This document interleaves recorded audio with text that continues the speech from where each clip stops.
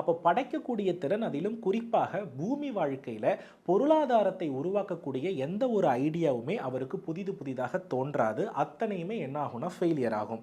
அப்போ அந்த வீட்டுடைய ஆண்மகன்களுடைய பொருளாதார வளர்ச்சி மகிழ்ச்சி அடையக்கூடிய அளவுக்கு என்னவாக இருக்காதுன்னா நிறைவாக இருக்காது. பொதுவா இல்லறத்தில் இருக்கிற பட்சத்தில் நிறைய பேர் தனித்து வாழ்பவர்களுடைய வீட்டில், திருமணத்தின் மீது பற்றில்லாதவர்கள் வீட்டில், மருத்துவராக இருப்பவர்களுடைய வீட்டில் என்ன பண்ணுதுன்னா வடகிழக்கு பூஜை அறை நன்மையை தான் தருது.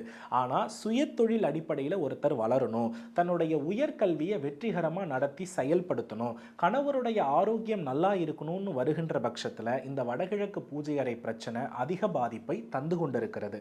அதனால வடகிழக்கு பூஜை அறையில் நிறைய மூளைத்திறனும் யோசனைகளும் வெற்றி அடையாததுனால வீட்டு தலைவர்கள் அதிக மன அழுத்தத்திற்கு உள்ளாகிறார்கள். இதனால பிபி அப்படின்றது இயல்பாகவே ஏற்பட்டு இருதய அடைப்பு சம்பந்தப்பட்ட பிரச்சனைகளால அதிகம் பாதிக்கப்பட வேண்டிய நிர்பந்தம் ஏற்பட்டு அவர்களுடைய ஆயுள் சார்ந்த பிரச்சனையும் நிறைய வரதை நான் பார்த்திருக்கிறேன்.